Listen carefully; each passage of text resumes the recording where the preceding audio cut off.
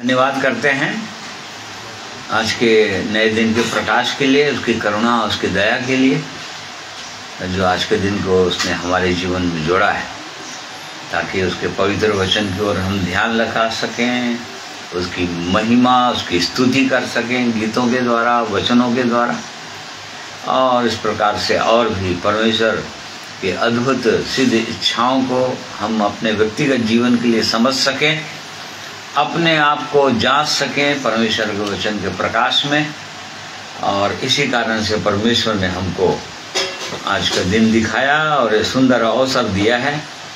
इसके लिए हम उस जीवित परमेश्वर का धन्यवाद करते हैं। इसलिए आइए परमेश्वर में हम प्रार्थना करें कि परमेश्वर आज के दिन में हम सबों की सहायता, अगुवाई करेंगे।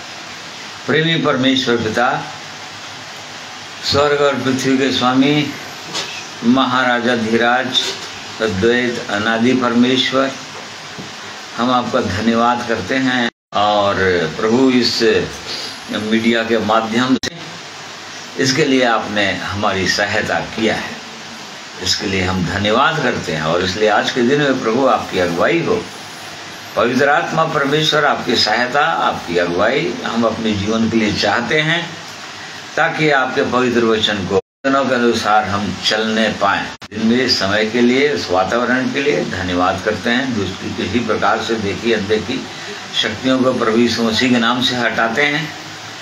पवित्र आत्मा की उपस्थिति, पवित्र आत्मा की शांति में बैठकर आपके वचन को सुनना, समझना चाहते हैं। इसमें हम सबों की सहायता, अगुवाई कीजिए। प्रार्थना प्रभु यीशु के नाम में मांगते हैं, सुनिए, ग्रहण कीजिए, आमीन। आइए प्रभु की महिमा में कुछ गीतों को सुनेंगे।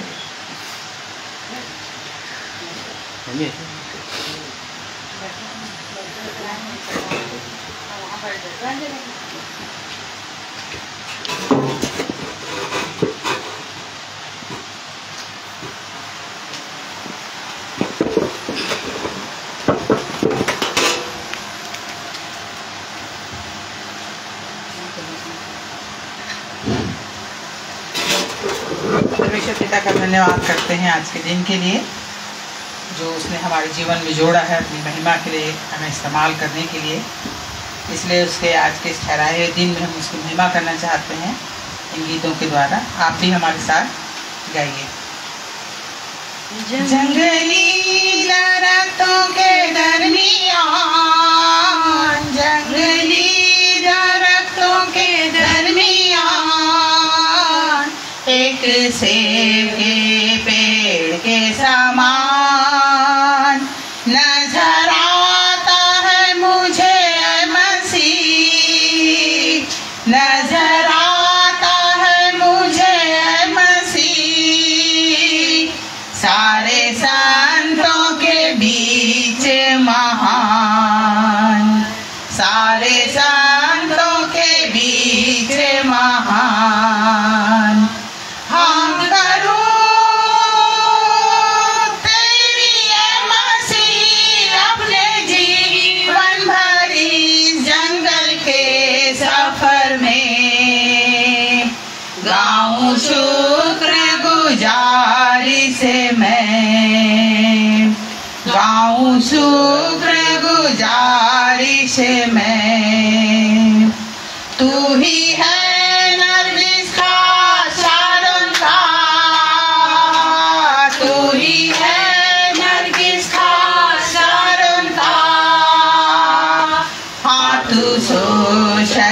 शोषणवादियों का,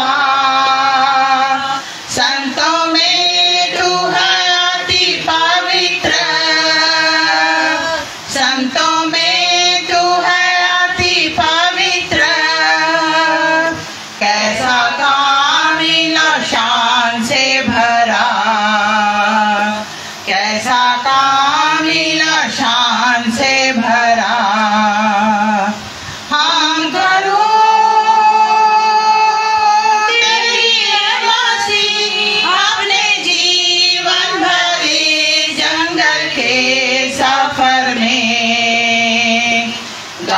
शुक्र गुजारी से मैं, गाऊं शुक्र गुजारी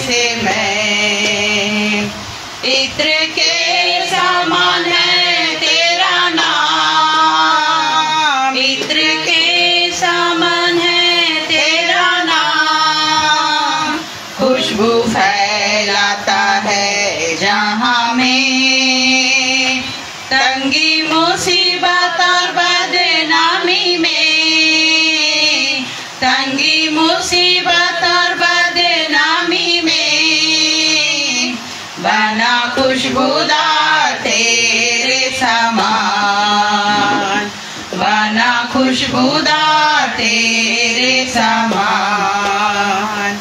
हम करो तेरी ये मसीह अपने जीवन भरे जंगल के सफर में, गाऊं शुक्र गुजारी से मैं, गाऊं शुक्र गुजारी से मैं। अभी आ रहा हूँ तेरे पास, अभी आ रहा हूँ तेरे पास, पूरी करने को तेरी मर्जी, ताकि दे दूं मैं काम को तेरी ये मसीह अपने जीवन भरी जंगल के सफर में, गाऊं शुक्र गुजारी से मैं, गाऊं शुक्र गुजारी से मैं। आइए एक और भजन परमेश्वर की महिमा के लिए, भजन नंबर है 41, तेरा हो अभिषेक। तेरा हो अभिषेक अमन के राजकुमार, आज हमारे दिल में जन्म ले, हे प्रभु यीशु महान, हे प्रभु यीशु महान। तेरा हो अभिषेक अमन के राजकुमार, आज हमारे दिल में जन्म ले, हे प्रभु यीशु महान, हे प्रभु यीशु महान। घोर अंधेरा था, राहें उलझी थी, ये जमी कुछ थी, आसमां कुछ था। घोर अंधेरा था, राहें उलझी थी, ये जमी कुछ थी, आसमां कुछ था। तूने आकर फिर संभाला, तूने आकर फिर संभाला, तेरा प्रेम अपार, तेरा हो अभिषेक अमन के राजकुमार,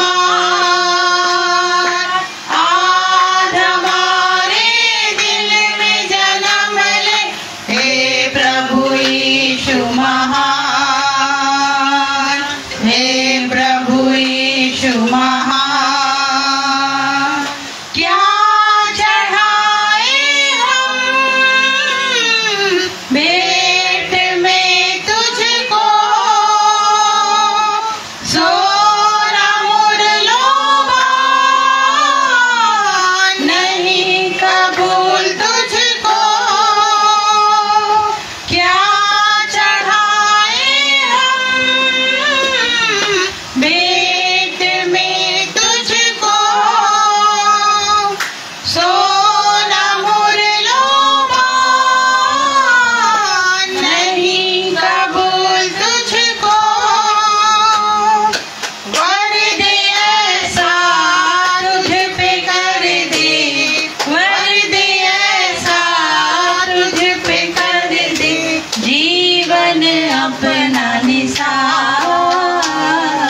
तेरा हो अभिषेक, अमन के राजकुमार आज हमारे दिल में जन्म ले। हे प्रभु यीशु महान, हे प्रभु यीशु महान। लहर इस दिन की सदा जहां में रहे, दुआ करे मिलकर अमन जहां में रहे। लहर इस दिन की सदा जहां में रहे, दुआ करे मिलकर अमन जहां में रहे।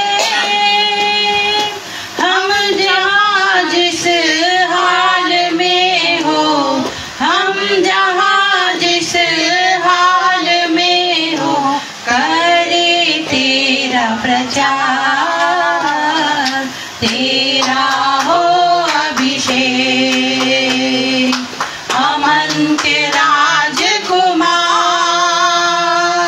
आज हमारे दिल में जन्म ले।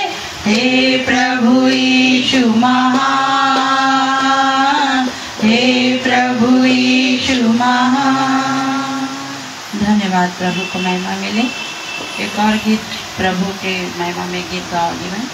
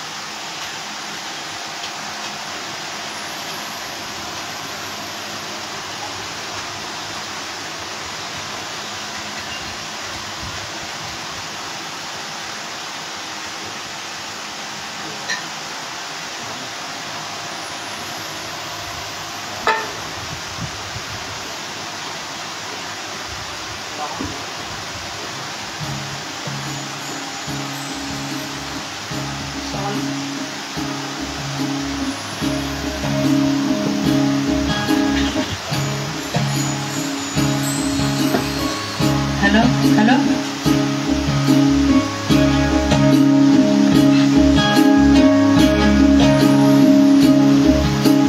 ये मत कहो खुदा से मेरी मुश्किलें बड़ी है, ये मत कहो खुदा से मेरी मुश्किलें बड़ी है। इन मुश्किलों से कह दो मेरा खुदा बड़ा है। आती है आंधियाँ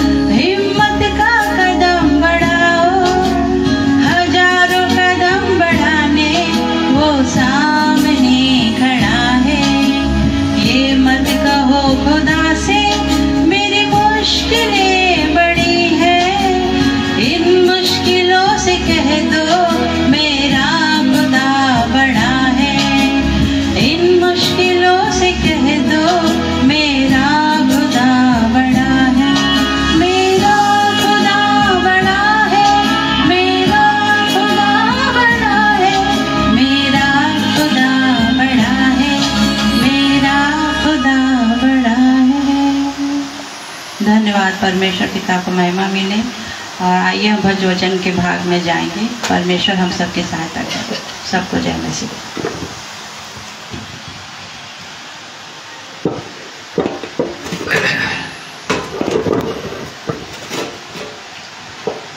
और परमेश्वर का हम धन्यवाद करते हैं तो सुंदर गीत के लिए, जो हमारा हिम्मत बढ़ाने वाला गीत है कि हिम्मत नहीं हारना। और जो लोग हिमालय पर चढ़ गए हैं, पर्वतारोही, उनको देखना। सब लोग नहीं चढ़ पाते हैं, बहुत सारे लोग बहुत कोशिश करते हैं, बहुत से लोग चढ़ते चढ़ते आधे बीच से कुछ दूर जाकर गिर जाते हैं, फिसल जाते हैं, लेकिन कुछ लोग उसमें चढ़ जाते हैं। जो लोग हिम्मत नहीं हारते, बिल्कुल वैसे ही है। ये जीवन भी वैसे ही है, परमेश्वर का जीवन। और जैसे कि परमेश्वर ने कहा अपने वचन में, मेरे पर्वत पर कौन चढ़ पाएगा, कौन चढ़ेगा मेरे पर्वत पर। तो इन सब चीज़ों को हमको जानना चाहिए। एक विश्वासी को अपनी दशा को हर समय जानना चाहिए कि अपन कहाँ पर हैं। क्या वास्तव में उस चढ़ाई में हैं जो स्वर्ग को जाता है, वो मार्ग जो ऊंचाइयों का जीवन है, जो अनंत जीवन की ओर जाता है, उस मार्ग में है, या हम कहाँ पर हैं। ये आप कुछ भी नहीं जानते इसके विषय में। आज इस संसार में बहुत सारे लोग हैं जो कुछ भी नहीं जानते, और इसी कारण से हम परमेश्वर के वचन में पाते हैं कि वो लोग नाश हो रहे हैं। नहीं जानने के कारण से नाश हो रहा है। जैसा जानना चाहिए वैसा ठीक ठीक नहीं जानने के कारण से नाश हो रहा है। परमेश्वर के वचन में हम पढ़ते हैं एक वचन में, पहला तीमुथियुस 2 अध्याय,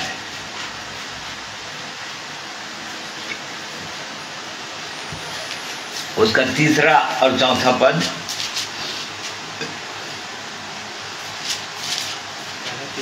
हाँ, पहला तीमुथियुस की पहली पत्री, उसका 2 अध्याय, 3। हाँ। यह हमारे उद्धारकर्ता परमेश्वर को अच्छा लगता और भाता भी है, जो यह चाहता है कि सब मनुष्यों का उद्धार हो और वे सत्य को भली भांति पहचान ले। क्योंकि परमेश्वर एक ही है और परमेश्वर और मनुष्य के बीच में भी एक ही बिचवाई है, अर्थात मसीह यीशु जो मसीह है। देखो, हाँ बल, जो परमेश्वर की जो इच्छा है वो यही है कि एक मनुष्य सबका उद्धार, सब मनुष्यों को उद्धार हो। परमेश्वर ये चाहते हैं कि एक भी मनुष्य नाश नहीं होना चाहता, नहीं चाहना चाहिए, नहीं जाना चाहिए, अनंत विनाश में नहीं जाना चाहिए। ये परमेश्वर की योजना है, परमेश्वर की इच्छा है। परंतु हम देख रहे हैं कि जा रहे हैं लोग बाग, बहुत से लोग, हजारों लाखों लोग अब तक जा चुके हैं अनंत विनाश में, अर्थात वो आग की कुंड में जा चुके हैं।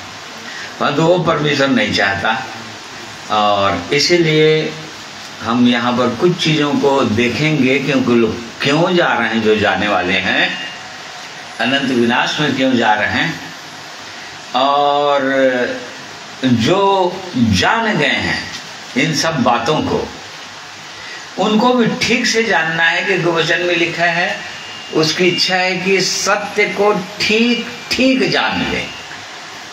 सत्य को बहुत सारे लोग जानते हैं, विश्वास में जो लोग आ गए वो लोग सत्य को जानते हैं कि सत्य वो जीवित परमेश्वर है, प्रभु यीशु मसीह है, इन बातों को जानते हैं। परंतु तो भी ठीक ठीक बहुत सारे लोग नहीं जानते, बहुत सारे लोग अपने विषय में ठीक ठीक नहीं जानते। तो इसलिए इन बातों को हम जानना चाहेंगे वचन के द्वारा। जो नीति वचन 9 अध्याय और उसका 13 पद से आखिरी पद तक। मूर्खता रूपी स्त्री बकबक करने वाली है, वह तो भोली है और कुछ नहीं जानती। वह अपना घर का द्वार में और नगर के ऊंचे स्थानों में अपनी आसन पर बैठी हुई, और जो बटुही अपना अपना मार्ग पकड़े हुए सीधे चले जाते हैं, उनको यह कहकर पुकारती है, जो कोई भोला है वह मुड़कर यहीं आए। और जो निर्बुद्धि है उससे वह कहती है, चोरी का पानी मीठा होता है और लुके छुपे की रोटी अच्छी लगती है। वह नहीं जानता कि वह मरे हुए पड़े हैं और उस स्त्री के निवतहारी आदलोक के निचले स्थानों पहुँचे हैं। हाँ, देखिए यहाँ पर एक स्त्री के विषय में वर्णन है, मूर्खता रूपी स्त्री जो बकबक करने वाली है, और जो लोग अपना अपना मार्ग लिए हुए चल रहे हैं। इस संसार में हर मनुष्य अपना अपना मार्ग लिया हुआ है, मतलब अपना अपना मार्ग, मतलब जिनको जो अच्छा लगता है वो उसी मार्ग में चल रहे हैं लोग, और जानते नहीं हैं। परंतु ऐसे ही लोगों को वो ये स्त्री जो वो जिस वर्ल्ड सिस्टम है, संसार की जो रीति है, संसार जिसके अधीन है, दुष्ट के वश में है ना। अभी सारा संसार हम वचन में पाते हैं, उस दुष्ट के वश में पड़ा हुआ है सारा संसार। सारा संसार मतलब सारे संसार के लोग, सारा सिस्टम्स जो है वो दुष्ट के वश में, अर्थात शैतान के वश में पड़ा हुआ है। और जो लोग इस प्रकार से, जिनको कुछ भी नहीं मालूम है, उनको ही वो अपना शिकार, वो दुष्ट जो है बनाता चला जा रहा है, और हमेशा हमेशा के लिए अनंत विनाश में ले जा रहा है। इन बातों को यहाँ पर वो बताना चाह रहा है। जो कोई भोला हो मुड़कर यहीं आए, जो निर्बुद्धि है उससे कहती है कि चोरी का पानी मीठा होता है, लुके छिपे की रोटी अच्छी लगती है। मतलब संसार में लोग किसी तरह से धन संपत्ति या कैसो भी तरह से, किसी भी रीति से पैसा अर्जित करने के होड़ में लगे हुए हैं, चाहे 2 नंबर से हो, चाहे 3 नंबर से हो, चाहे अन्याय से हो, चाहे लूट के हो, चाहे चोरी से हो, किसी भी प्रकार से। परंतु ये जो दुष्ट है, जो संसार को कंट्रोल करके रखा हुआ है, वो उसकी इच्छा के अनुसार जो चल रहे हैं, वो सोच रहे हैं कि हमारा सब कुछ ठीक हो रहा है। चोरी का पानी मीठा होता है, लुके छिपे की रोटी अच्छी लगती है, अच्छा लग रहा है उनको, सब कुछ अच्छा लग रहा है अभी, क्योंकि वे तो भोला है और निर्बुद्धि हैं। परंतु वो ये नहीं जानता कि वह हम मरे हुए पड़े हैं और उस स्त्री के निवतारी अधोलोक के निचले स्थानों में पहुंच गए हैं, अनंत आग में पहुंच गए हैं लोग। ये इनको मालूम नहीं है, लेकिन संसार के लोगों को ये नहीं मालूम है। क्यों नहीं मालूम है? हम पाते हैं लोग क्यों नाश हो रहे हैं। परमेश्वर अपने ही लोगों के विषय में बोल रहे थे। होशे नबी की पुस्तक, उसका 4 अध्याय, उसका 6वां पद। होशे 4 उसका 6वां पद। हाँ, मेरे ज्ञान के ना होने से मेरी प्रजा नष्ट हो गई। तूने मेरे ज्ञान को तुच्छ जाना है, इसलिए मैं तुझे अपने याजक रहने के अयोग्य ठहराऊंगा, इसलिए कि तूने अपने परमेश्वर की व्यवस्था को तज दिया है। मैं भी तेरे बाल बच्चों को छोड़ दूंगा। देखो यहाँ पर परमेश्वर बोल रहा है अपने लोगों को, मेरे ज्ञान के ना होने के कारण बहुत से लोग नाश हो गए। मेरी प्रजा ही नाश हो जा रही है। मेरे ज्ञान के ना होने से परमेश्वर का ज्ञान आज लोगों को नहीं है। वो सत्य परमेश्वर के विषय में कल्पना जरूर है कि वो सत्य है, वो प्रेम है, वो आनंद है, वो निराकार ब्रह्म है जो सारी सृष्टि का मालिक है।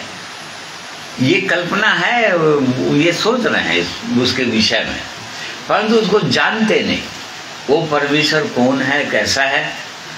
इन बातों को चूंकि मनुष्य नहीं जानता, इसी कारण से और शैतान को अवसर मिल गया है कि किसी तरह से ऐसे लोगों को भरमाकर, फुसलाकर, मीठी मीठी बातें बोलकर और ये संसार की लुभावने वाली चीजों को दिखाकर संसार की धन संपत्ति को किसी प्रकार से प्राप्त करो, चाहे अन्याय से प्राप्त करो, किसी का हत्या करके प्राप्त करो, लूट के प्राप्त करो। इस प्रकार से शैतान जो है ऐसा कर दिया है, और उसका कारण यह है कि उस परमेश्वर को मनुष्य नहीं जानता। और इसीलिए आज के दिन का जो विषय है कि हम उस परमेश्वर को कितना जानते हैं या नहीं जानते हैं या थोड़ा जानते हैं, इस बातों को यहाँ पर वो हम देखेंगे। आज के दिन देख रहे हैं, तो हमने देखा कि होशे नबी के द्वारा परमेश्वर ने कहा कि मेरी प्रजा इसलिए नाश हो जा रही है क्योंकि मेरा ज्ञान उनके पास नहीं है, वो लोग मुझको जानते नहीं हैं, और इसी कारण से नाश हो जा रहे हैं। फिर यशायाह 5 अध्याय उसका 13 पद पढ़ो।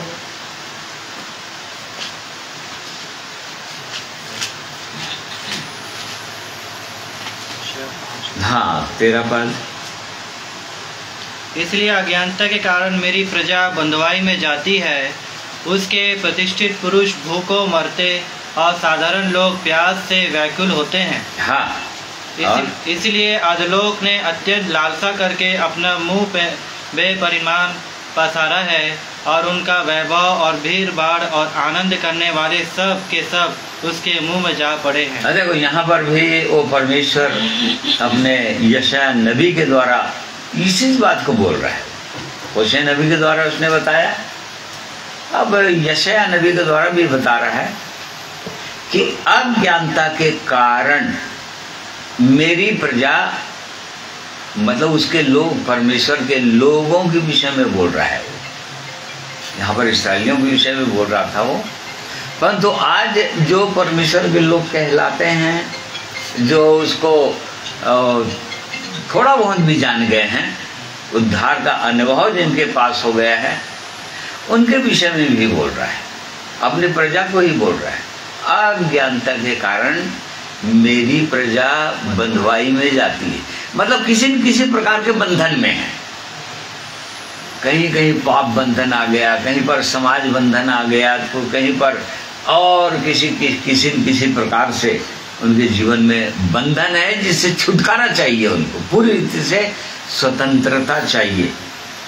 और इसी कारण से ऐसे लोगों के लिए अधोलोक खुला हुआ है, अनंत विनाश खुला हुआ है, और वहाँ हमेशा के लिए चले जा रहे हैं। इस संसार के आनंद करने वाले भीड़ भाड़ वैभव, देख लो आज संसार में लोग कैसे जी रहे हैं। लोग संसार की चीज़ों को देख देख कर, प्राप्त कर करके वो सोच रहे हैं कि हम बहुत ही आनंदित हैं और हमारे पास बहुत वैभव है, मतलब हमारे पास सब कुछ है, हमने संसार को प्राप्त कर लिया, ऐसा सोच रहे हैं लोग बाग।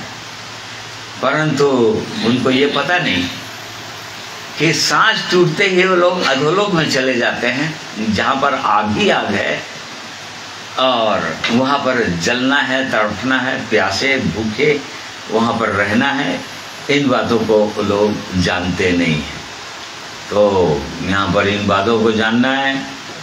मनुष्य रोज अपनी इच्छा के अनुसार चलता है और रोज सोचता है कि मैं ये उपाय करूं, ये उपाय करूं, और इस कारण से वो आगे चल रहा है। लेकिन मनुष्य को पता नहीं है कि क्या होगा, कैसे होगा।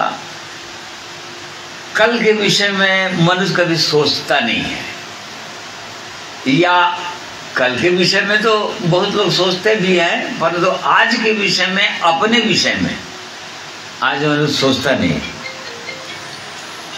उसको साइलेंट कर दो। उसको नीति वचन 27 अध्याय उसका पहला पद,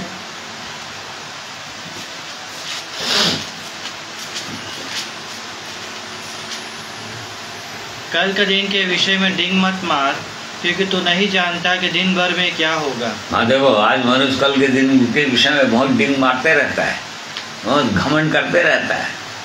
कल ऐसा हो जाएगा, कल वो होगा, कल वो बिजनेस जाएंगे, वो करेंगे।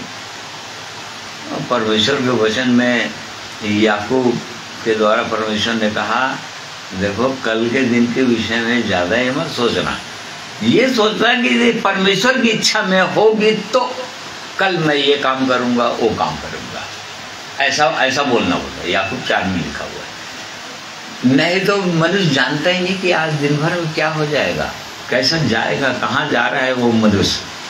तो हम देख रहे हैं कि मनुष्य पूरी रीति से आज अज्ञान है, नहीं जानता। और अब हमको जानना चाहिए, ये इन सब चीज़ों को हमको जानना चाहिए। अज्ञानता वो परमेश्वर नहीं जानता, अज्ञानता पाप है। अज्ञानता को ही पाप बोलते हैं या अंधकार बोलते हैं। अज्ञानता में है मनुष्य, मतलब पूरी रीति से वो अंधेरे में है, अंधकार में पड़ा हुआ है, उसके अंदर कहीं पर भी प्रकाश नहीं है।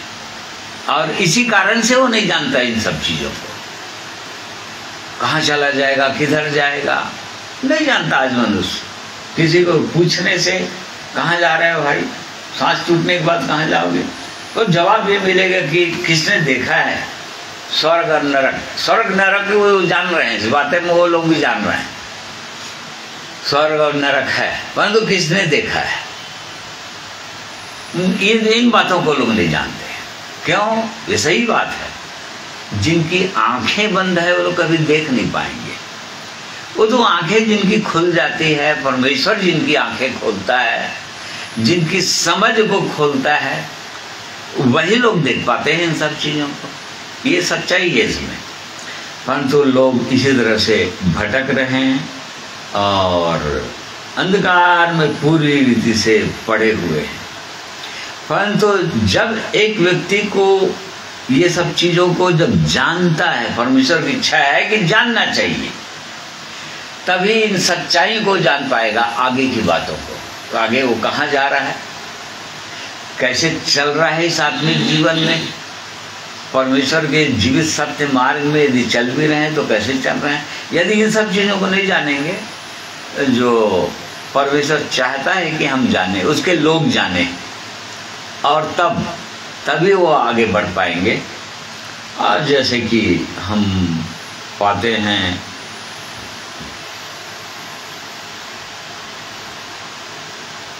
पतरस, पहला पतरस 1:18 पर पढ़िए।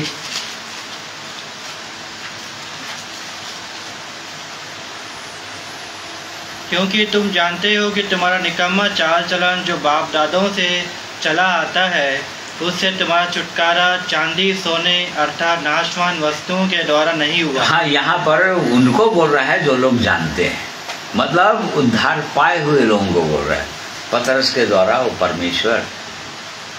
और इसलिए उद्धार पाए हुए लोगों को ये सब चीज़ मालूम होना चाहिए। तुम जानते हो, क्योंकि जब तक इन चीज़ों को एक व्यक्ति नहीं जानता, उद्धार पा ही नहीं सकता।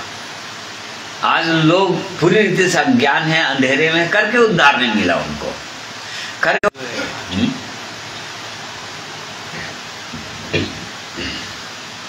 इंटरनेट बीच बीच में थोड़ा कट जा रहा है, डिस्टर्ब हो रहा है, इसके लिए क्षमा करेंगे।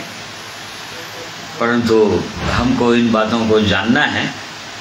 यहाँ पर हमने पढ़ा कि परमेश्वर के लोग, जब तक एक व्यक्ति अज्ञानता से नहीं निकलता है, तब तक इन बातों को जानता नहीं है।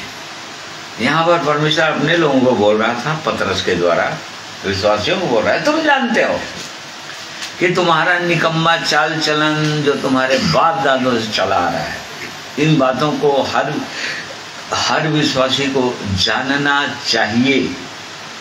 और जब एक व्यक्ति अपनी गिरी हुई दशा को कैसे परमेश्वर उठाया, कैसे उस पर दया किया, कैसे उस पर तरस खाया, जब एक व्यक्ति को एहसास रहता है, जब जानते रहता है, तो हमेशा वो परमेश्वर की दृष्टि में छोटे ही अपने आप को बना के रखेगा, वो दीन बना रहेगा। नहीं जानेगा तो उसके अंदर घमंड आ जाता है। आगे चलकर वो सोचने लगता है कि मैं बहुत कुछ अब जान गया हूँ, अब मेरे किसी प्रकार की कोई कमी नहीं है, कोई घटी नहीं है, और हमेशा उसके साथ धोखा होगा, नहीं जानेगा। तो इन बातों को जानना है। रोमियो 7 अध्याय उसका 18 पद पढ़ना।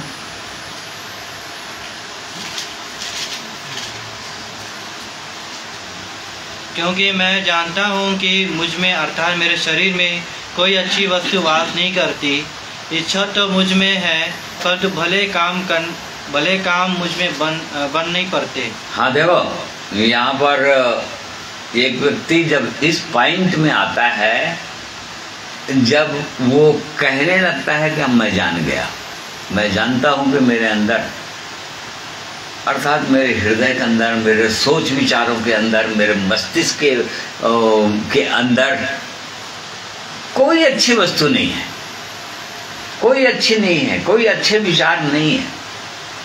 जब एक व्यक्ति इन बातों को जान जाता है तभी पुकारेगा परमेश्वर को, तभी परमेश्वर की उसको आवश्यकता को हर समय समझेगा, परमेश्वर के सामर्थ्य की वो हर समय वो देखते रहेगा, परमेश्वर की सहायता, उसकी अगुवाई के लिए हर समय वो प्रार्थना करते रहेगा। जब इन बातों को जानेगा कि मेरे अंदर कोई अच्छी वस्तु वास नहीं करती, मैं जान गया परमेश्वर, और नहीं तो फिर वो धोखा में चलेगा, धोखा खाते रहेगा हर समय, क्योंकि सोचता रहेगा कि मैं जान गया हूं, मैं जान गया हूं, और जबकि वो जानता नहीं है। और इन बातों को परमेश्वर चाहता है कि उसके लोग इन बातों को जाने और आगे बढ़ें। दूसरा पतरस 1 अध्याय उसका 12 पद,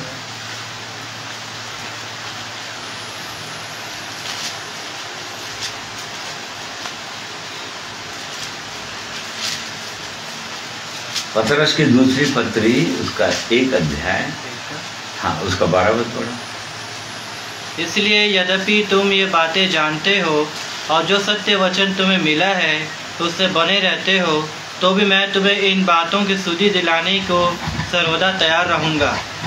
मैं यह अपने लिए उचित समझाता हूँ कि जब तक मैं इस हाँ बस मतलब यहाँ पर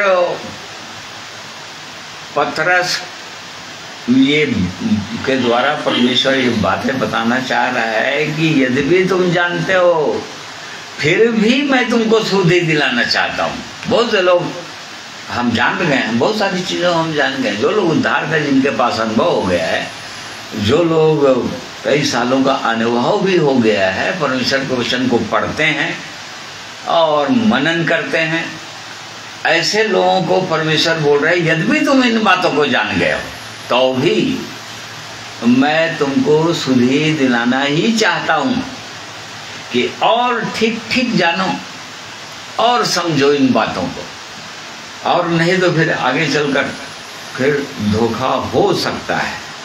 इन बातों को हमको जानना चाहिए। ये परमेश्वर की सिद्ध इच्छा और मनसा में है कि जैसे कि हम प्रकाशित वाक्य में पढ़ते हैं 3 अध्याय 17 पद में, तू कहता है कि मैं धनी हूँ और धनवान हो गया हूँ और मुझे किसी वस्तु की घटी नहीं, और यह नहीं जानता कि तू अभागा, तुच्छ और कंगाल और अंधा और नंगा है। इसलिए मैं तुझे सम्मति देता हूँ। देखो यहाँ पर लौदीकिया जो अंतिम कलीसिया का उदाहरण है ये, तो ऐसे लोगों को बोल रहा है और वो भी लीडर लोगों को बोल रहा है।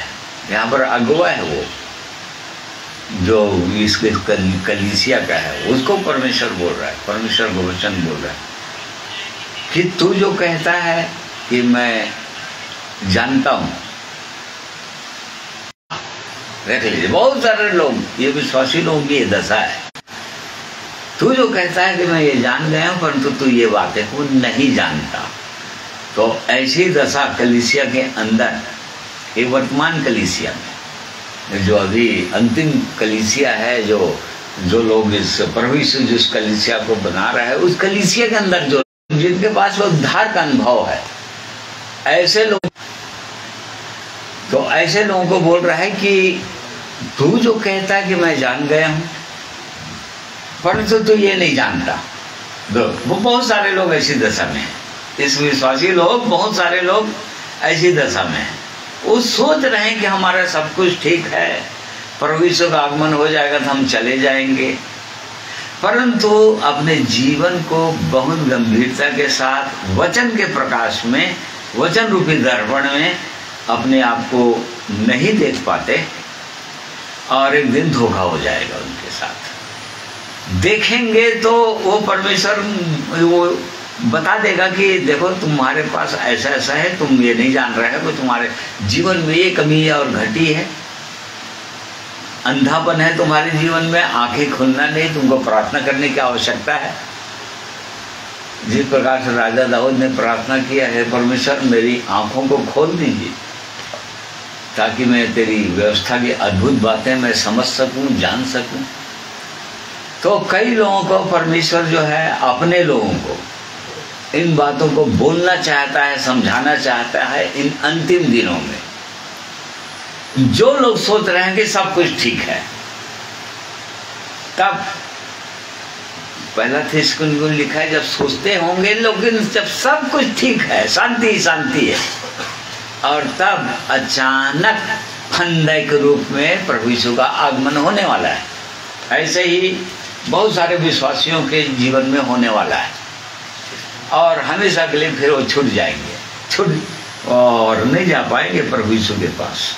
तो इस बातों को हमको जानना चाहिए, परमेश्वर की सिद्ध इच्छा और मनसा में समझना चाहिए कि वो परमेश्वर क्या कहना चाह रहा है, क्या बताना क्या चाह रहा है वो, और नहीं तो धोखा होगा। प्रिय भाइयों और बहनों, इस बात को जानिए। यदि ध्यान नहीं देंगे तो न्यायियों की पुस्तक 16 अध्याय उसका 20वां पद,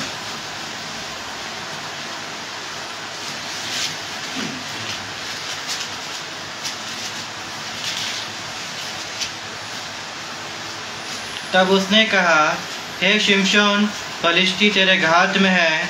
तब वह चौंक कर सोचने लगा, मैं पहले के समान बाहर जाकर झटकूंगा। वह तो ना जानता था कि यहोवा उसके पास से चला गया है।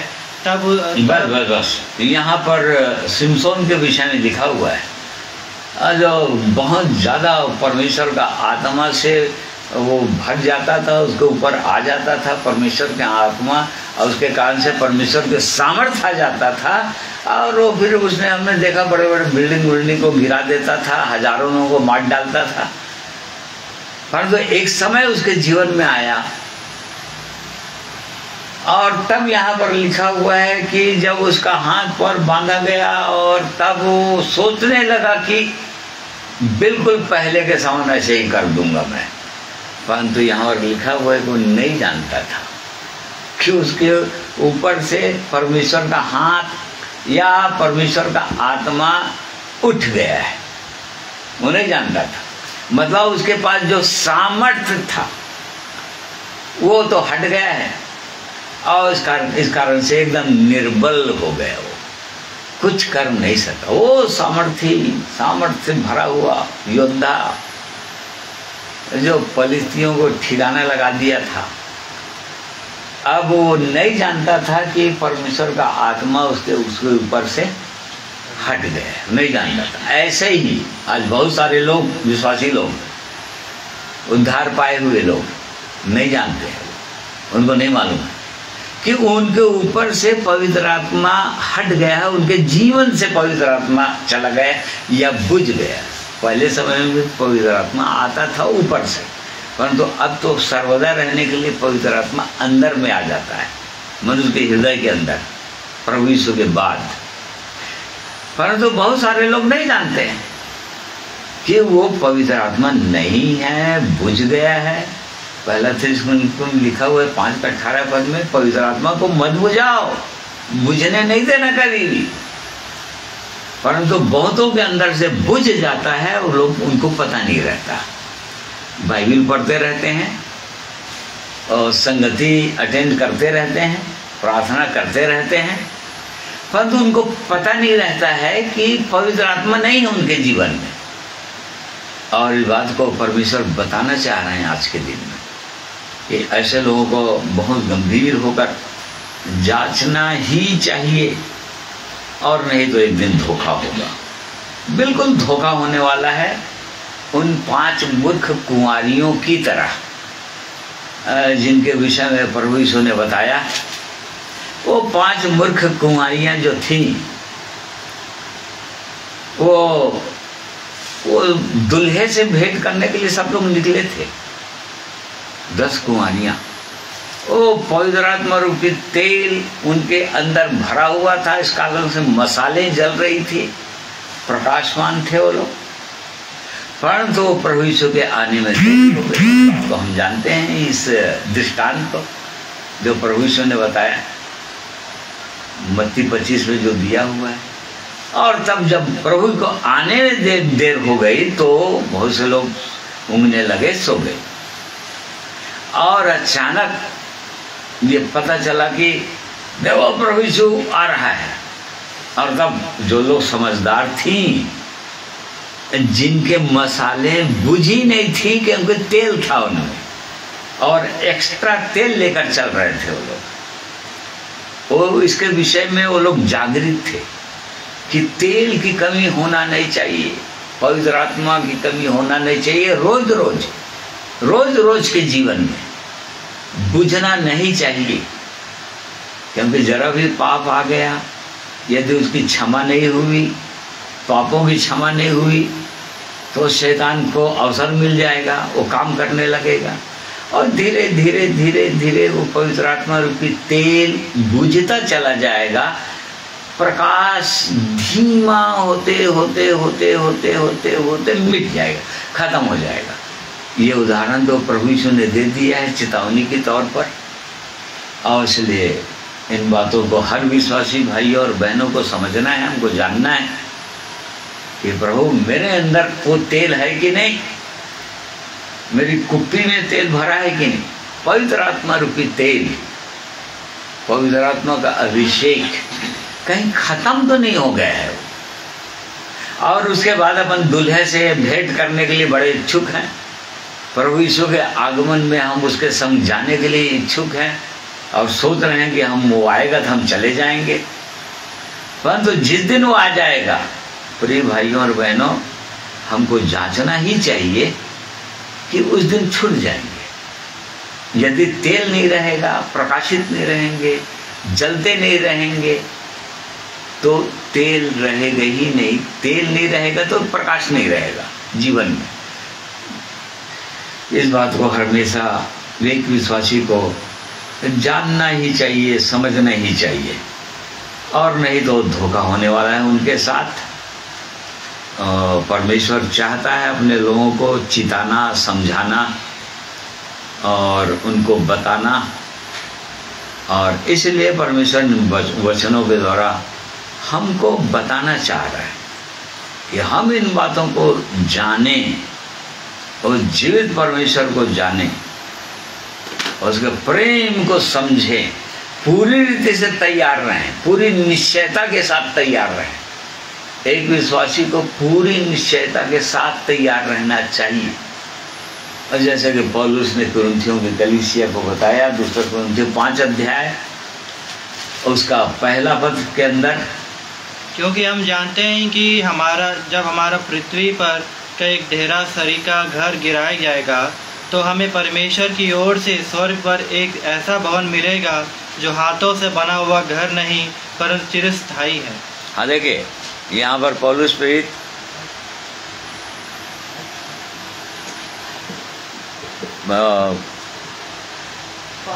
कुरिन्थियों के यहाँ पर और कुरिन्थियों के, जब हमारा पृथ्वी पर का डेरा सरीखा घर गिराया, यदि हमारी मृत्यु हो गई, और यदि हमारी मृत्यु हो गई, तब ये डेरा सरीखा घर अर्थात मिट्टी का घर, शरीर एक दिन टूटेगा, गिर जाएगा, सांस टूटेगी। तब देखो पूरी निश्चयता यहाँ पर पौलुस प्रेरित बोल रहा है, कुरिन्थियों की कलीसिया को बोल रहा है, दूसरी कलीसिया का मतलब दूसरी पत्री में इनको बोल रहा है।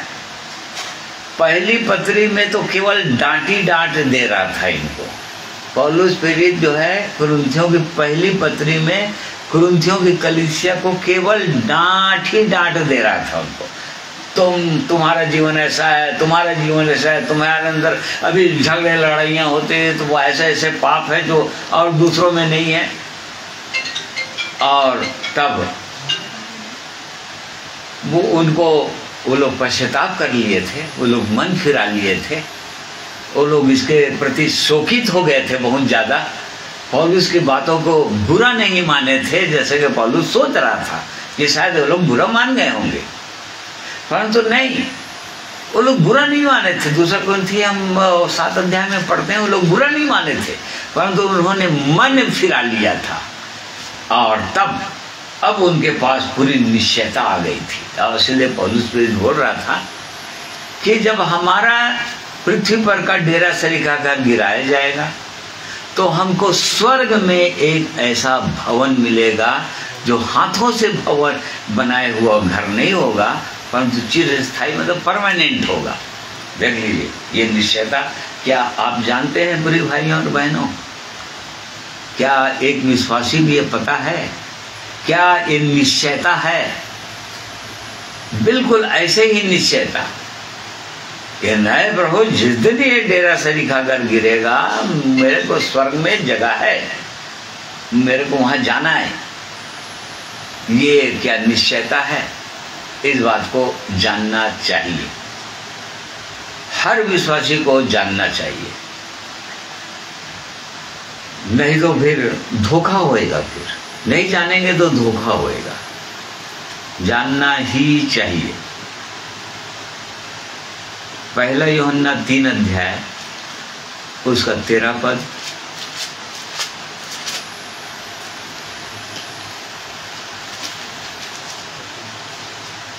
हे भाइयों, यदि संसार तुमसे बैर करता है तो अचंभा न करना। हम जानते हैं कि हम मृत्यु से पार होकर जीवन पहुँचे हैं, क्योंकि हम भाइयों से प्रेम रखते हैं। जो प्रेम नहीं रखता वह मृत्यु की दशा में रहता है। जो कोई अपने भाई से बैर रखता है वह हत्यारा है, और तुम जानते हो कि किसी हत्यारे में अनंत जीवन नहीं रहता। हाँ देखो, यहाँ पर यूहन्ना भी इसी बात को लिख रहा है। मतलब यूहन्ना के पास जो प्रभु यीशु मसीह के शिष्य थे उनके पास भी पूरी निश्चयता है, और विश्वासियों को जिनको पत्र लिख रहे हैं वो उनके पास भी पूरी निश्चयता है कि उनको भी सम्मिलित करके वो बोल रहा है कि हम जानते हैं, अपने आप को भी सम्मिलित किया है और कलीसिया को भी सम्मिलित किया। हम जानते हैं कि हम मृत्यु से पार होकर जीवन में पहुंच चुके हैं। क्यों? क्योंकि हम भाइयों से प्रेम रखते हैं। तो उसको ये पता है, उसके पास पूरी निश्चयता है कि हमारे अंदर प्रेम है, अर्थात पवित्र आत्मा है, पवित्र आत्मा रूपी तेल है, पवित्र आत्मा का फल है जो प्रेम उत्पन्न करता है, परमेश्वर का प्रेम को। और इसी कारण से उसके अंदर, इनके अंदर पूरी निश्चयता है कि जिस दिन भी ऐसा होगा, हम जान चुके हैं, मृत्यु से पार हो चुके हैं और कुछ फर्क नहीं पड़ने वाला है, कहीं पर भी कुछ फर्क नहीं पड़ने वाला है। और जैसे पौलुस ने कहा, अपने विषय में मरना तो मेरे लिए लाभ है, जीना मसीह। मैं तो चाहता हूं कि आज ही कुछ करके चला जाऊं स्वर्ग, अपने परमेश्वर के पास, अपने प्रभु के पास। इतनी अधिक निश्चयता थी उसके पास, तो एकदम निश्चयता। वो डरता ही नहीं था, इसी कारण से नहीं डरता था। वो किसी चीज से नहीं डरता था, गवाही से नहीं डरता था, मरने से नहीं डरता था, परंतु ये चाहता था कि जो सेवा परमेश्वर ने उसको दिया था उसको पूरा करेगा वो, और वहां पर चुकेगा नहीं किसी भी प्रकार से। तो इन सब बातों को हर एक विश्वासी भाइयों और बहनों को हमको जानना चाहिए, जानना ही चाहिए। जैसे कि पौलुस अपने विषय में बोल रहा था, दूसरा पत्रस 1 का 12 पद फिर से पढ़िए, एक बार पढ़े थे हम लोग। उसे जिसे मैं विश्वास किया है जानता हूँ, उसी वहीं से पढ़िए। हाँ 12 पद है क्या? इसलिए यद्यपि तुम ये बातें जानते हो और जो सत्य वचन तुम्हें मिला है उसमें बने रहते हो, तो भी मैं तुम्हें इन बातों की सुधि दिलाने के सर्वदा तैयार रहूँगा। मैं यह अपने लिए उचित समझता हूँ कि जब तक मैं इस डेरे में हूँ तब तक तुम्हें नहीं, ये वाला नहीं, मतलब कौन सा पद है वो? सिर्फ एक खट्टा है। मैं जानता हूँ उसे, मैं जानता हूँ जिन पर मैंने विश्वास किया है और मुझको पूरा भरोसा है कि वो आखिरी दम तक मेरी सहायता करेगा। ये उस वचन में है, वो मिल नहीं रहा है। तो उसके पास पूरी पूरी निश्चयता थी, मतलब जिस पर हम विश्वास कर रहे हैं, विश्वास करके चल रहे हैं इस आत्मिक जीवन में, क्या हम उसको जान रहे हैं? उसको क्या हम जाने हैं अब तक, समझे हैं उसको? वो परमेश्वर की इच्छा है कि हम जानें, उसको समझें और आगे बढ़ें। ये परमेश्वर चाहता है अपने लोगों के लिए, और वो नहीं चाहता कि उसके लोग कहीं पर भी धोखे में रहें।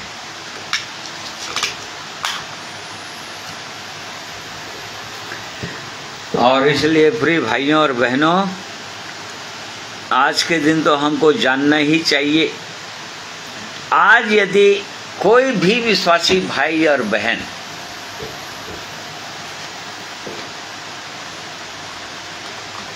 यदि किसी भी प्रकार से जयवंत जीवन नहीं जी पा रहे हैं, या जैसे चलना चाहिए वैसे नहीं चल पा रहे हैं, उसका बस एक ही कारण है। इन वचनों के द्वारा हम इसी बात को समझ रहे हैं कि बस एक ही कारण है। जैसा कि प्रभु यीशु ने कहा यूहन्ना 8 उसका 32 पद में,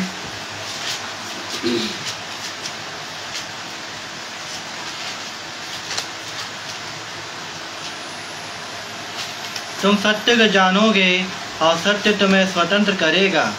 उन्होंने उसको उत्तर दिया, हम तो अब्राहम के वंश से हैं और कभी किसी के दास नहीं हुए। हाँ, देखो यहाँ पर प्रभु यीशु बोल रहे थे यहूदियों को, और उन यहूदियों को जो लोग प्रभु यीशु पर विश्वास करने लगे थे।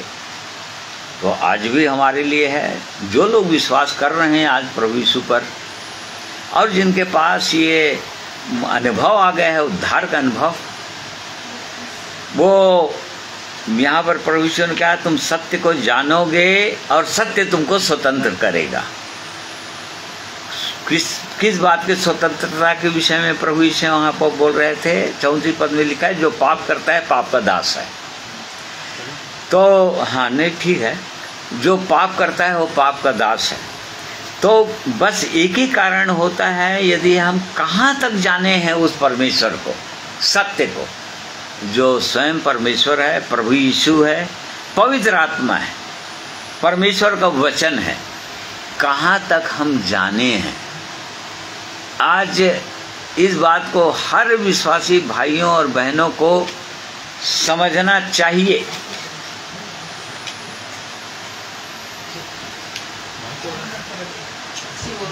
ठीक है ना, सुनाई तो दे रहा होगा ना इसमें? तो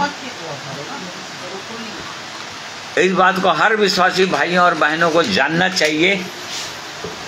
यदि कहीं पर कुछ गड़बड़ है हमारे जीवन में, मतलब जैसे चलना है हम यदि नहीं चल पा रहे हैं, तो बस एक ही कारण हो सकता है। क्या कारण हो सकता है? पहला कुरिन्थी 2 अध्याय उसका 8वां पद पढ़ना।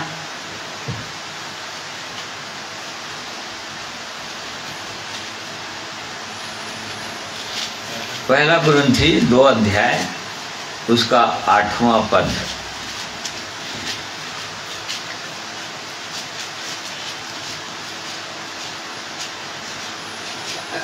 जिसे संसार के हकीमों ने किसी ने नहीं जाना, क्योंकि यदि वे जानते तो तेजस्मय प्रभु को क्रूस पर न चढ़ाते। हाँ, देखो यहाँ पर ये लिखा हुआ है, पौलुस पे ये लिख रहा है, यदि उस समय के हाकिमों ने अर्थात महायाजकों ने, याजकों ने, शास्त्रियों ने जाना होता इन बातों को कि वो यीशु स्वयं वही मसीह था, वही प्रभु था, यदि वो लोग जानते तो तेजोमय प्रभु को कदापि क्रूस पर नहीं चढ़ाए होते।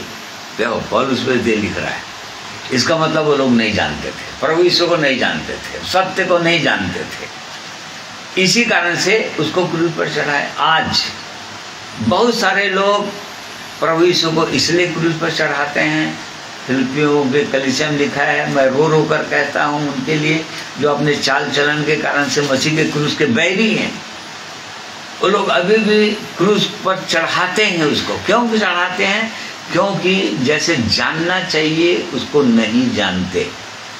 देखिए, इसीलिए नहीं जानते और इसीलिए क्रूस पर चढ़ाते हैं। इसीलिए वो परमेश्वर उनके जीवन के द्वारा महिमा नहीं पाता है, उसकी इच्छाएं अपने जीवन के द्वारा पूरी नहीं कर पा रहे हैं। क्यों? क्योंकि उसको नहीं जान रहे हैं। इसका मतलब क्या हुआ? उसको जानना ही है। जैसे जैसे उसको जानते जाओगे, अर्थात परमेश्वर के वचन को पढ़ना, पवित्र आत्मा के द्वारा पढ़ना, पवित्र आत्मा की सहायता से पढ़ना, अपने जीवन को जांचते रहना, एक एक बातों को जानना, छोटी छोटी बातों का, अपने जीवन की बातों को, जैसा पौलुस लिखा रोमियो के कलीसिया को कि मैं जान गया कि मेरे अंदर कोई अच्छी वस्तु वास नहीं करती। जैसा एक व्यक्ति, जैसा एक विश्वासी सोचने लगता है कि अब तो मैं बहुत कुछ जान गया हूं, वहीं पर गड़बड़ है, वहीं पर गड़बड़ हो जाता है। तब फिर वो कहेगा, तू जो कहता है कि मैं जान गया, तू कुछ नहीं जानता, तू अंधा है, तू नंगा है, तू कंगाल है, तू तुच्छ है, तू अभागा है। तुझको ये सब चीजें लेने की आवश्यकता है, खरीदने की आवश्यकता है, भरपूर होने की आवश्यकता है इन चीजों से। तो यहाँ पर इन बातों को जानना है और आज के दिन में हम इन्हीं बातों को देख रहे हैं, हम जानना चाह रहे हैं और हर विश्वासी की इन बातों को जानना चाहिए जो हम आज देख रहे हैं परमेश्वर के वचन में, कि वो क्या क्या कर रहा है, कि कौन से मार्ग में हम जा रहे हैं, कितना हम जाने हैं उसको और जानना चाह रहे हैं कि नहीं। उसको जानते जाओ बोल रहा है प्रभु, उसको जानते जाओ, उसके पहचान में बढ़ते जाओ बोलता है, उसके पहचान में बढ़ते जाना है। देखो, जहाँ तक हम वो पहुँचना चाहिए, प्रभु जी ने अपने चेलों को कहा, जहाँ तक तुमको जानना चाहिए तुम नहीं जानते हो। आज हमारे लिए भी वही है, हमको जहाँ तक जानना चाहिए हम उसको नहीं जानते, उस परमेश्वर को नहीं जानते। जानते हैं, थोड़ा सा जाने हैं, और इसलिए इसके मार्ग में लगातार आगे बढ़ने की आवश्यकता है, उसको जानने की आवश्यकता है, ताकि उस जीवित परमेश्वर के हम उसको पूरा पूरा जान जाएं। उसकी इच्छा है सत्य को ठीक ठीक जान लें। देखो, उसकी ये इच्छा है, परमेश्वर की ये इच्छा है। परमेश्वर ये चाहता है कि सत्य को भली भांति अर्थात ठीक ठीक जान ले, जैसा वो है वैसा जान ले। और एक दिन हम जो लोग स्वर्ग जाएंगे वो लोग जानेंगे, वो लोग जान जाएंगे उसको, उस दिन तो जान जाएंगे। तो इसलिए परमेश्वर इन वचनों के द्वारा हमारी सहायता करे और हम सब कुछ आज इन वचनों के द्वारा हर विश्वासी भाइयों बहनों को, और जिनके पास ये अनुभव नहीं है उनको भी जांचना चाहिए, उनको भी जानना चाहिए। क्यों? क्योंकि अभी द्वार खुला हुआ है, अभी द्वार खुला हुआ है। और एक वचन पढ़ो, प्रेरितों का काम 17 अध्याय, प्रेरितों के काम 17 अध्याय, उसका 30 पद, 30 और 31 पद। इसलिए परमेश्वर ने अज्ञानता के समय पर ध्यान नहीं दिया, पर अब हर जगह सब मनुष्यों को मन फिराने की आज्ञा देता है, क्योंकि उसने एक दिन ठहराया है जिसमें वह उस मनुष्य के द्वारा धर्म से जगत का न्याय करेगा, जिससे उसने ठहराया है, और उसे मरे हुओं में से जिलाकर यह बात सब पर प्रमाणित कर भी दी है। इस वचन के अनुसार वो परमेश्वर का वचन बोल रहा है, अब तक जो भी नहीं जान रहे हैं, परमेश्वर को नहीं जान रहे हैं, परमेश्वर के वचन को नहीं जान रहे हैं, या और अज्ञानता के कारण से इस जीवन को नहीं पा पाए हैं, नहीं समझ पा रहे हैं, परंतु अभी भी अवसर है बोल रहा है। ओ परमेश्वर, सब कुछ को मैं भूल जाऊंगा बोल रहा है। अज्ञानता के समयों से आनाकानी करके, आनाकानी कर दूंगा, कहने का मतलब भूल जाऊंगा, स्मरण नहीं करूंगा, परंतु उनके जीवन के लिए जो लोग मन फिराए, मन फिराने की मैं आज्ञा देता हूँ। ये आज्ञा है पूरे भाइयों पे, मन फिराने की आज्ञा, और सब के लिए आज्ञा है। ऐसा नहीं कि जो उद्धार पा गए हैं उनके लिए आज्ञा नहीं है, जो लोग उद्धार नहीं पाए हैं उन्हीं के लिए आज्ञा है कि मन फिराओगे तुमको। हर विश्वासी भाइयों और बहनों को मन फिराने की आवश्यकता है।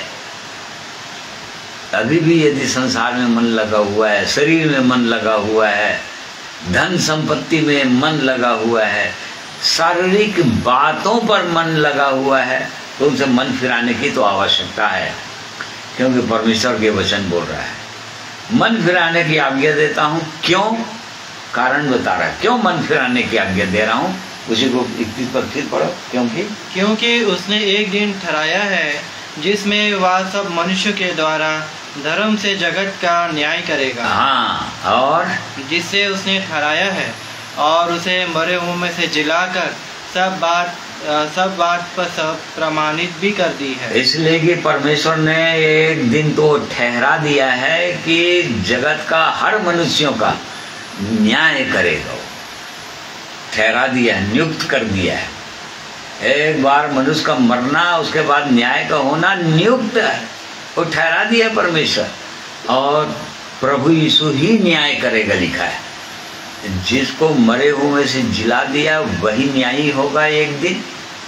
इसी कारण से हर विश्वासी भाइयों बहनों को, या जो लोग उस उद्धार का अनुभव अभी नहीं किए हैं उनके लिए भी है, उनको भी आज्ञा दे रहा है, क्योंकि मैं तुम्हारी पुरानी पिछली बातों को सब कुछ भूल जाऊंगा।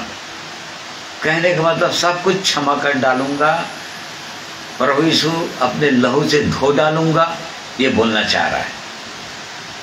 यदि मन फिराओगे तो मन फिराने की आज्ञा देता है, क्योंकि एक दिन न्याय करने वाला है, और उस दिन न्याय करने के बाद तो फिर हमेशा के लिए आग की झील में जाना पड़ेगा, अनंत आग में जाना पड़ेगा, अनंत विनाश में जाना ही पड़ेगा। ये परमेश्वर हर विश्वासी भाइयों और बहनों को इन बातों को चेतावनी दे रहा है, बोल रहा है, और इसी कारण से हमको ये हर विश्वासी भाइयों बहनों को भी एक जिम्मेदारी है। कैसे करके जो अज्ञान है, जो अंधकार में है, वो लोग कैसे करके आएंगे भाई। पौलुस प्रेरित को जब अग्रिपा राजा के सामने था तो अपनी दर्शन की बात बता रहा था वो। ओ परमेश्वर ने मुझको ये दर्शन दिया। क्या दर्शन दिया? कि अंधकार से बहुतों को प्रकाश में लाऊं, बहुतों को आंखों को खोलूं, शैतान के अधिकार से छुड़ाकर परमेश्वर के पास लाऊं। 26 का 19 पद में होगा, पढ़ो बोले। अतः हे राजा अग्रिप्पा, मैंने उस स्वर्गीय दर्शन की बात ना टाली, परंतु पहले दमिश्क के, फिर यरूशलेम के, और तब यहूदियों के सारे देश के रहने वालों को और अन्य जातियों को समझाता रहा कि मन फिराओ और परमेश्वर की ओर फिर कर मन फिराओ और परमेश्वर की ओर से मन फिराओ के योग्य काम करो। मैंने उसको ऊपर पढ़ो 19 से ना। हाँ। अतः हे राजा अग्रिप्पा, मैंने उस स्वर्गीय दर्शन की बात ना टाली, परंतु पहले दमिश्क के, उसके ऊपर उसको इसलिए दर्शन दिया, ऐसा लिखा है ना 18 है क्या? हाँ पढ़ो।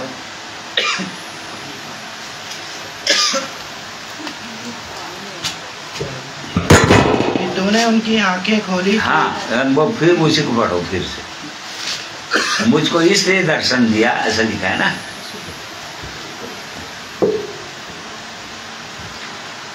यहाँ पर ये बोल रहा है,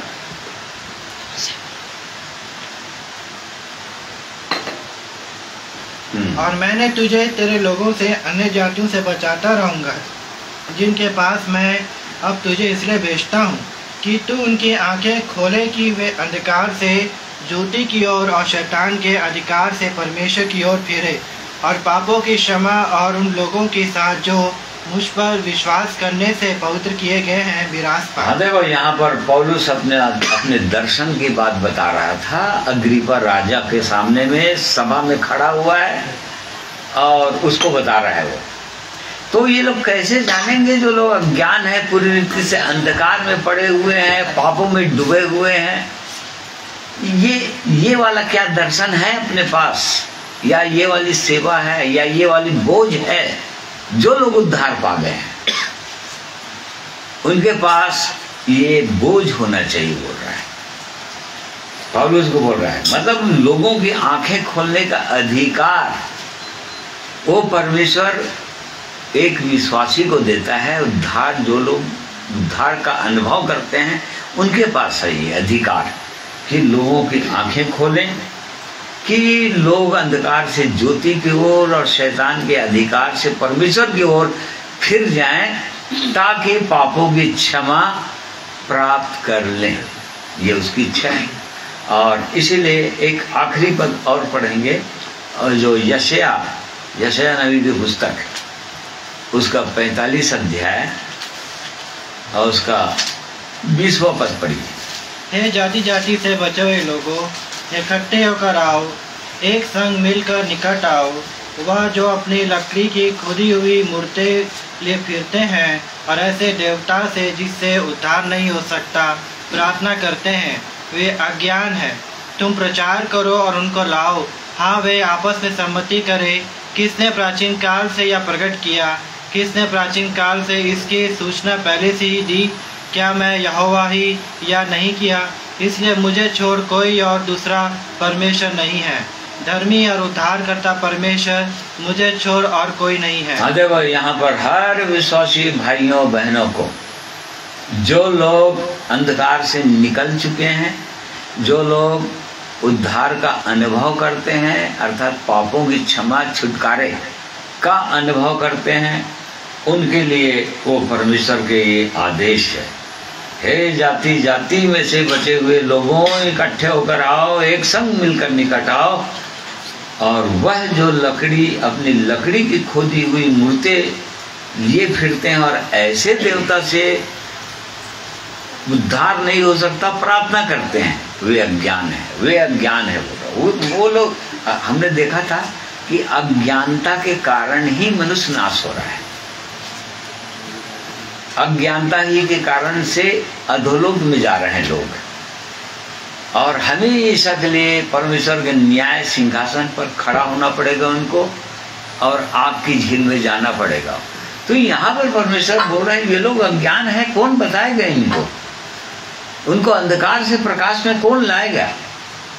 यहाँ पर परमेश्वर बोल रहा है तुम लोग लाओगे, जो लोग जाति जाति से निकले हो, अंधकार में से प्रकाश में आए हो, उनके पास जाओ।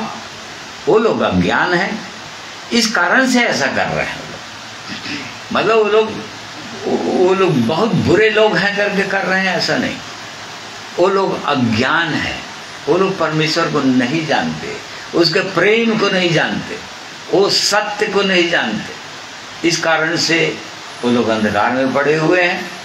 और इसी कारण से तो जिसको वो लोग नहीं जानते उसकी पूजा करते हैं या उसके चरणों में झुकते हैं, उसको दंडवत करते हैं। तो ये सारा जिम्मेदारी, ये पूरी जिम्मेदारी हर विश्वासी भाइयों और बहनों की है कि उनको कौन बताएगा जो अंधकार में डूबे हुए हैं। और इसलिए परमेश्वर हम ही तो बता पाएंगे ना, जो लोग जिनके पास ये उद्धार का अनुभव है वही लोग बता पाएंगे। और इसलिए परमेश्वर की जो सिद्ध इच्छा और मनसा में है, वो परमेश्वर जो अज्ञान है उनको क्षमा करने के लिए तैयार है। और इसलिए प्रभु यीशु ने प्रार्थना कर दिया है क्रूस पर जाकर पहले ही पिता से, हे पिता इन्हें क्षमा कर, क्योंकि लोग जानते नहीं कि क्या कर रहे हैं। वो नहीं जान रहे थे लोग, हाकिम लोग, उस समय के हाकिम लोग, याजक महायाजक लोग नहीं जान रहे थे, शास्त्री लोग नहीं जान रहे थे कि यही जगत का उद्धार करता है। उनकी आंखें बंद थी और इसीलिए वो प्रभु यीशु क्रूस पर जाकर ये प्रार्थना किया था पहली वाणी में कि हे पिता इन्हें क्षमा कर, क्योंकि लोग नहीं जानते कि क्या कर रहे हैं। आज इनके ऐसे लोगों के लिए प्रार्थना करने की आवश्यकता है, उनको बताने की आवश्यकता है, उनके पास जाने की आवश्यकता है, उनकी आंखें खोलने की आवश्यकता है, ताकि वो लोग भी देख सकें। और इसी कारण से परमेश्वर इन वचनों के द्वारा हम में से हर एक की सहायता करें। ये हम एक तो अपने आप को देखें, इन वचनों के द्वारा हमने देखा कि अपने आप को जांचना है कि मेरे अंदर वो प्रकाश है कि नहीं, अर्थात पवित्र आत्मा रूपी तेल है कि नहीं। यदि पवित्र आत्मा रूपी तेल नहीं होगा तो प्रकाश हो ही नहीं सकता, दिया जल ही नहीं सकता। फिर कहीं पर कहाँ पर अंधकार में हम हैं, इस बात को हमको जानना चाहिए, कौन सा पाप है, कहाँ पर है।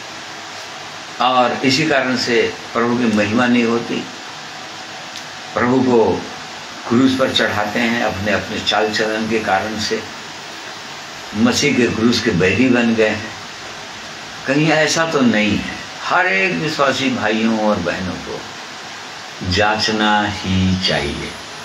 और इसलिए आज के दिन में परमेश्वर इन वचनों के द्वारा हम में से हर एक की सहायता करें कि हम बहुत गंभीर होकर इन वचनों के अनुसार अपने आप को जांचें, देखें कि हम कहाँ पर हैं।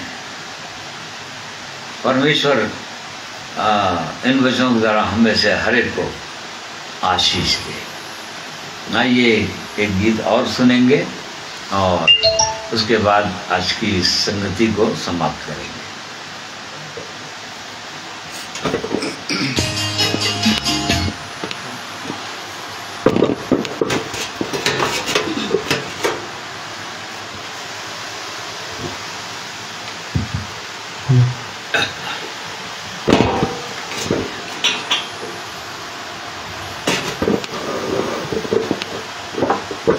परमेश्वर पिता का हम धन्यवाद करते हैं आज के वचन के लिए, और धन्यवाद करते हूँ सब बातों के लिए। परमेश्वर की महिमा हो।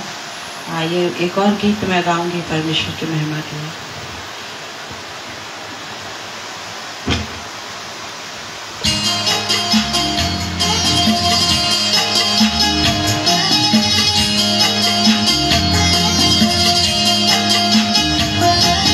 वंदना करते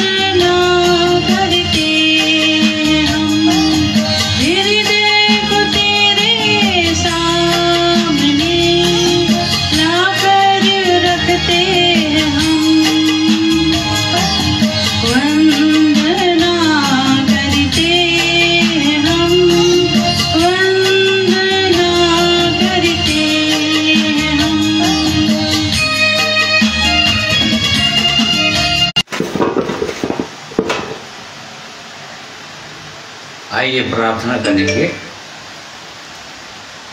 अनुग्रहकारी दयालु सर्वशक्तिमान प्रेमी परमेश्वर पिता, हम आपका धन्यवाद करते हैं आपके प्रेम के लिए। आप अपने लोगों से प्रेम करते हैं। आपने हमसे ऐसा प्रेम किया कि हम आपके संतान कहलाएं, और हम हैं भी। ये हमारे पास निश्चयता है प्रभु, होना ही चाहिए। हर एक विश्वासी भाइयों के बहनों के पास से निश्चयता होना चाहिए, हर एक व्यक्ति के पास से निश्चयता होना चाहिए। और इसलिए धन्यवाद करते हैं प्रेमी परमेश्वर आपके ऐसे सनातन प्रेम के लिए, अथाह प्रेम के लिए। और उसी प्रेम में होकर आप ऐसे वचनों को अपने लोगों के लिए बोलते हैं प्रभु, लाते हैं, ताकि इन वचनों के द्वारा हम अपने आप को देखें, जांचें, ताकि कहीं पर भी हम धोखा ना खा जाएं, छूट ना जाएं प्रभु, उन 5 मूर्ख कुंवारियों की तरह ना हो जाएं, और बाद में फिर समय समाप्त हो, द्वार बंद हो जाएगा, और उसके बाद अनंत विनाश में जाना पड़ेगा फिर। और इसी कारण से महान परमेश्वर आपके प्रेम के लिए हम धन्यवाद देते हैं। आपके ऐसे पवित्र वचनों के लिए धन्यवाद देते हैं, जिनके द्वारा आप हमें सीधा सीधा बोलते हैं, कई बार ताड़ना देते हैं, कई बार छड़ी चलाते हैं, वचन रूपी छड़ी से मारते हैं। इन सब बातों के लिए हम आपका धन्यवाद करते हैं प्रभु, क्योंकि आप हमसे प्रेम करते हैं और आप नहीं चाहते कि हम अनंत विनाश में चले जाएं। और इसलिए प्रभु आज के वचनों के लिए धन्यवाद करते हैं। आपने बोलने में सहायता किया, सुनने में सहायता किया है। ऐसे वचनों के द्वारा और भी लगातार हर एक विश्वासी भाइयों और बहनों की सहायता कीजिए प्रभु, कि अपने आप को देख सकें, जांच सकें, हर एक की आंखें खोली जाए प्रभु, हमारे मन की आंखें ज्योतिर्मय की जाए महान परमेश्वर, ताकि हम आपको और समझ सकें, आपकी पहचान में और आगे बढ़ सकें। जितना भी हम जाने हैं उससे और आगे जानने पाए प्रभु। आपकी सिद्ध इच्छा अनुभव से ही एक व्यक्ति जान सकता है। और इसलिए महान परमेश्वर इन बातों के लिए धन्यवाद करते हैं। पवित्र आत्मा की सहायता, अगुवाई के लिए धन्यवाद करते हैं। प्रभु यीशु आपके बलिदान के लिए धन्यवाद करते हैं, जो सब पापों से शुद्ध कर देता है, क्षमा कर देता है। जो लोग आपके चरणों में दीन हो जाते हैं, जो लोग पश्चातापी हृदय के साथ पवित्र जीवन जीने की इच्छा से मांगते हैं, छोड़ना चाहते हैं पापों को, आप उन पर दया करने वाले परमेश्वर हैं। इसलिए हम आपका धन्यवाद करते हैं। आज के दिन में आपने हमारी सहायता किया प्रभु, और इसलिए जितने प्रिय भाई और बहन जुड़े थे आज के दिन में, हर एक की सहायता कीजिए, और ताकि अपने जीवन को बहुत गंभीर होकर मनन कर सकें, और पूरी निश्चयता हर एक के पास आ जाए प्रभु, कि जब कभी भी हमको इस संसार से कुछ करना पड़े, हम आपके संग ही रहें हमेशा हमेशा के लिए। और इसलिए इन सब बातों के लिए धन्यवाद करते हैं, और इस प्रार्थना को प्रभु यीशु के पवित्र नाम में मांगते हैं। इसमें ग्रहण कीजिए, आमीन। प्रिय भाइयों और बहनों, आप सबों का मैं धन्यवाद करता हूँ आज के दिन में परमेश्वर के वचन को ऑनलाइन जुड़कर सुनने के लिए।